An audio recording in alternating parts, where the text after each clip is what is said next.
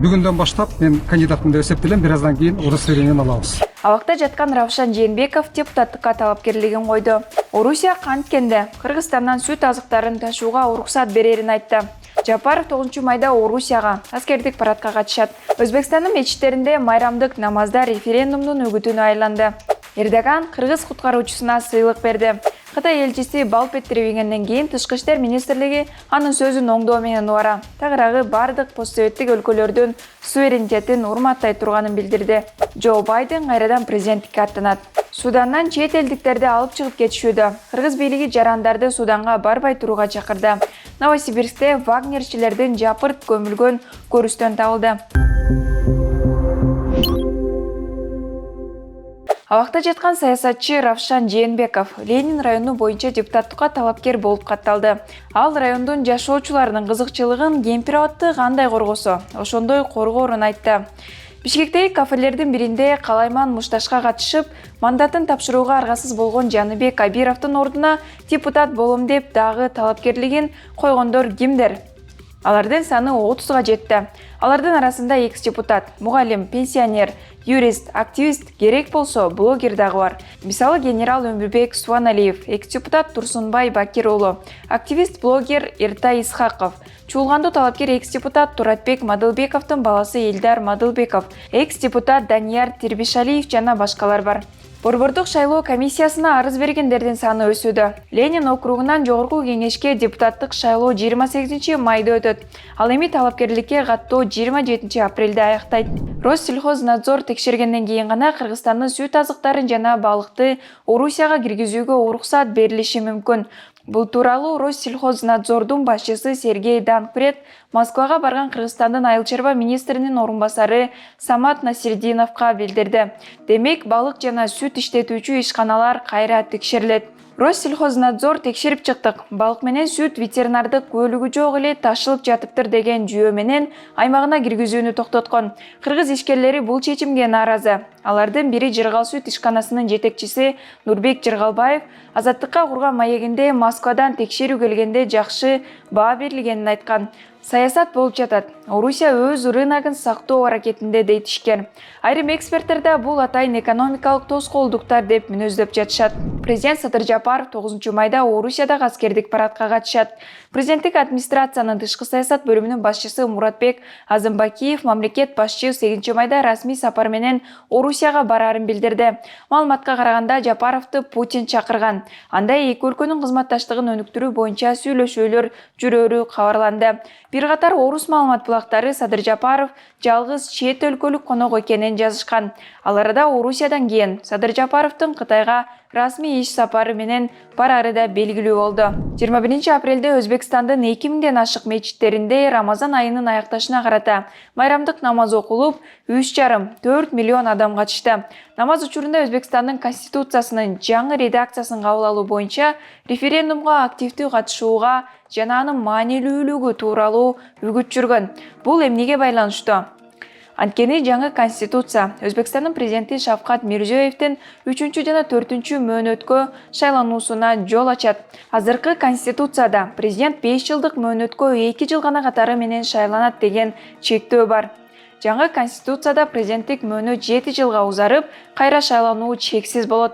Майрамдын алдында Мирзиёев өлкөнүн абактарында отурган 540 адамга мунапыс жарыялоо боюнча жарлыкка кол койгон. Буга караганда Өзбек президенти бийлигин чексиз кылуу аракетинде. 25 апрелде Анкарада Түркиянын президенти Режеп Тайип Эрдоган жер титирөөдөн кийин куткаруу иштерине катышкан Кыргызстандын өзгөчө кырдаалдар министрлигинин улук лейтенанты Темирлан Жумамүдүновго Түркиянын мамлекеттик медалын, ал эми Кыргызстандын Түркиядагы элчиси Руслан Казакбаевге ардак грамотасын тапшырды. Салтанатка өзгөчө кырдаалдар министри Бобек Ажикеев жана министрдин биринчи орунбасары Азамат Мамбетов да катышты. Түркиянын Кахраман-Мараш жана Хатай шаарларында кыргызстандык куткаруучулар күжүрмөн иштешти. урандылардын астынан 8 адамды алып чыгып, 198 адамдын сөөгүн табышкан. Кытай элчиси балп этирип ийгенден кийин Тышкы иштер министрлиги анын сөзүн оңдоо менен убара. Тагыраагы бардык постсоветтик өлкөлөрдүн суверенитетин урматтай турганын билдирүүдө.